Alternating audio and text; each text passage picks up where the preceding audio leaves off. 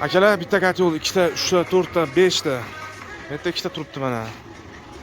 Bu tomonda turibdi mana. Polniy o'sha zakaz qilingan kotyollar. Mana. Hammani bergan zakasi bu kotyollar tayyor bo'lib turibdi. Prosta mashinalarimiz Surxondaryo, Qashqadaryoga bu yerda ko'p kotyollar. Qashqadaryo, Surxondaryoniki sal turib qoldi. Shuning uchun hozir mashinamiz kelyapti. Xudo xolasa chiroyli qilib yetkazib beramiz mana. O'sha 32 ta kotyol sanab chiqdim. 13 tasi Qashqadaryo, Surxondaryodagi ekan. 6 tasi Xorazmdagi ekan.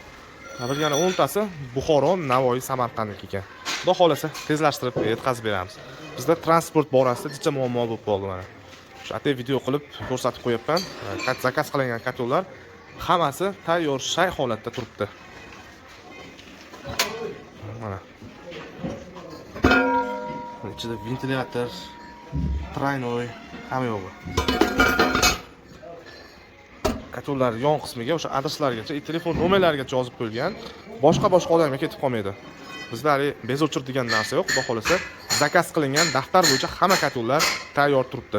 Bizda hamma yo'q dokazati bilan bo'ladi. Xudo xolasa mana shunaqa ko'mirli kotyollar kelsa, bemalol tepadagi raqamlarga aloqa chiqib olasizlar. Video yoqqan bo'lsa albatta like bosib qo'yasizlar.